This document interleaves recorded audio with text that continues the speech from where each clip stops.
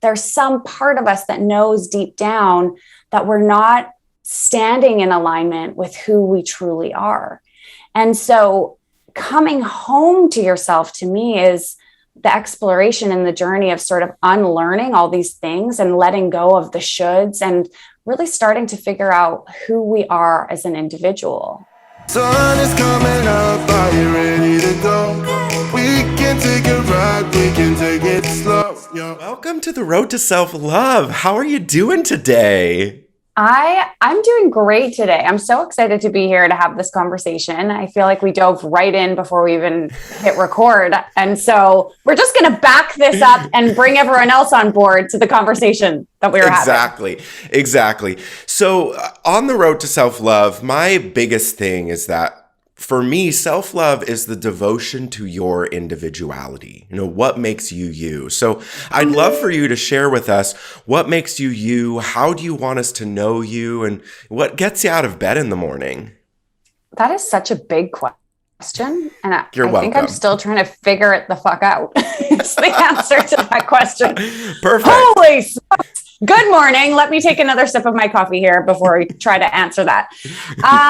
Okay, who am I? I mean, part of who I am is my past and then where I am right now. And then I feel like another part of me is kind of my dreams and where I want to go. And so I am some sort of accumulation of that, but then also at the same time, none of that, because that's just a framework of what I remember and sort of what I've built around me and then what I'm hoping for, but it's not really yet even actually real. Does that make sense? It makes so much sense. It's so beautiful. Of course, we're going to unpack that more so that we can get to know you even better. But I love that. You know, that's a really beautiful answer. Congratulations on solving the puzzle. Oh my God. No, I haven't solved the puzzle and still working on it, maybe like 3 pieces in, right? Okay. But so I grew up in Vancouver. I'm Canadian and had a pretty normal upbringing. Some bumps along the way. I struggled with an eating disorder in high school, and it was bad. It was a bad eating disorder. I ended up hospitalized for almost 3 months. My entire body and system was shutting down, and I think so many women struggle with eating disorders or disordered eating. More and more men are struggling with this as well, and body image. And for me, you know, sometimes these things are perpetuated by anxiety or problems in the family or past trauma. And for me, as we kind of explored why this was happening to me, so much of it was a mix of being a bit of a perfectionist and then trying to meet this ideal of what a pretty beautiful girl should look like. So I went back to school. I did my health coaching certification over the course of a year, and I partnered up with a registered dietitian, a doctor of mind body medicine, and created a program called the Raw Beauty Reset, which I have now had, I think, over 500 women go through. And it is all about wellness that isn't focused on weight loss. It's mind, body wellness based on the pillars of nourishment, movement, mindset, and self-love. And it's all about kind of coming home to yourself, figuring out what works for you, learning to eat intuitively, learning how to build a positive mindset that will support you in going after your dreams. And so, yeah, that's one part of my story. That's so beautiful. And I mean, what really kind of like sent goosebumps down my body was the coming home to yourself. Can you kind of like share more about that term, like phrase, and what that means? There's some part of us that knows deep down that we're not standing in alignment with who we truly are. And so coming home to yourself to me is the exploration and the journey of sort of unlearning all these things and letting go of the shoulds and really starting to figure out who we are as an individual. And I feel like I'm kind of going through another layer of this right now with the Raw Beauty community, because it started off as this interview series featuring women without makeup or editing or filters. And at the time, not very many people were doing this. It was kind of like Dove had their amazing campaign that everyone was like, yes. And then, but it wasn't, now it's talked about so often, which is amazing. And so people started to really think that I was this symbol of no makeup, no editing, like no Botox, no plastic surgery, nothing, nothing, nothing.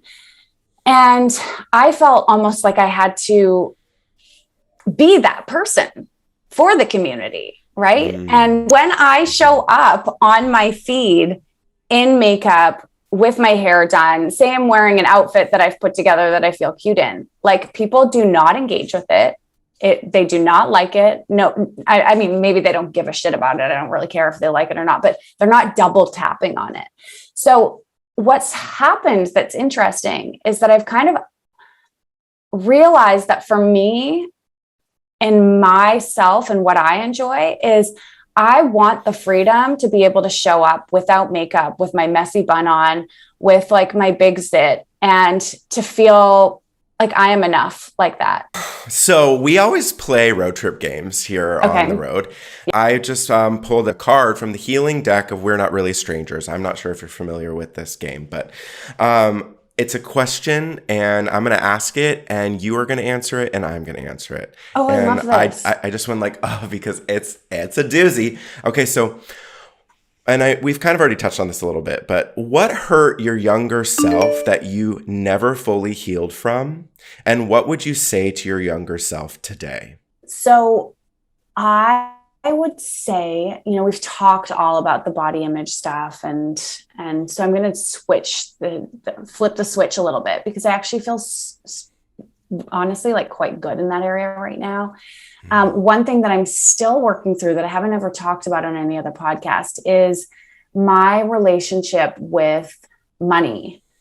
Oh, why does that feel dirty coming out of my mouth? Like, I remember my first nightmare as a child being that our family was going to go bankrupt and that I would have nothing.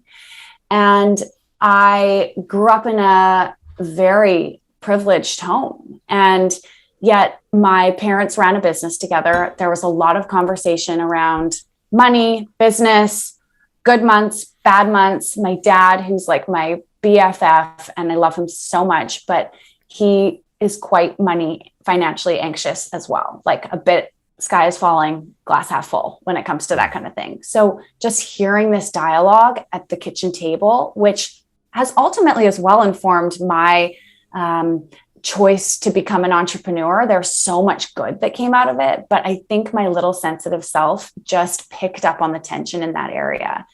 And I have carried that with me, a feeling of not being financially safe. Even talking about it right now, like, oh, I get this knot in my throat and my chest. And yet anybody looking into my life would never understand it. As leaders, we kind of paint this picture that we have it all figured out. And granted, people resonate with us because we're more vulnerable and we share the ups and downs and all around. However, when there's really, like, for me with the money stuff, it is like the bane of my existence. It's the crux of my success and my failure and everything in between. Like, I can have an amazing month and just never feel like I'm good enough. And I don't want to look at it. I don't want to feel it. It's so uncomfortable. But all I'm doing, like, I have very successful friends in the money space, and they'll be like, hey, Spirit told me to gift you my $5,000 money program. Here it is. And I'm just like, really? And so like, and then I'm sitting here and I'm just like, oh, I'm getting all of the support for free. People want to tell me, but I'm still so resistant. And then, and it's just like, and then when I think I figured it out, I don't. And I think the hard part for having this awareness is that, the thing that I'm growing through right now is I have a lot of people sign up for my program, but then they don't actually show up for like the group calls or doing anything like that. Yes. And I'm just like, this is my fault. It's my fault. I'm bad. God, me too. Me too. Why do we? Well, it's because we care and want people to show up for themselves, and and like, you do put pressure on yourself as the coach. Like, we're not supposed to, but there's this idea of we're supposed to keep everyone accountable and be inspiring enough that they want to show up and have the system in place that is perfect so that there's no way that they could fall through the cracks. And yeah, this is so interesting. I feel exactly the same way. There's so much pressure. Yeah. But when you were just talking about the financial piece too, it's the same thing that this other woman told me, where I'm like, so you've got this light stream beside you and it's all there. Why won't you stand in it? Why won't you step into it? What is it that is holding you back from just accepting all of that? And that's what I'm working on as well. We covered a lot and we could talk forever, but I want to value your time and honor it. So I just have a couple of more questions for you. Yes. And you kind of already answered this, but I want to like bring it back. What does self-love mean to you? Self-love to me is, first and foremost, I actually think of it more as a verb than a noun. So I think of it as the actions that we take to honor the unique individual that we are. So often I'll talk to somebody and they're like, I just don't love myself. And I think and talk negatively about myself. And I can't get myself to get going and to do the things that I really want to do. And I want to work on self-love. And I'm like, okay, well, that's awesome. And self-love isn't something that you're just going to wake up feeling one day. You know, we can't just continuously wake up hoping that one day we love ourselves. We actually have to work towards that. Erin, this has just been such a joy and a pleasure. Where can everyone find you if they're #obsessed? They can come over to Instagram and hang out at Raw Beauty Talks. And also on our website, www.rawbeauty.co. It's kind of where everything lives, our podcast, our Raw Beauty Reset, and then, just all the things. Sign up for our newsletter. I try and pop into your inbox once a week. And I cannot wait to have you on the show.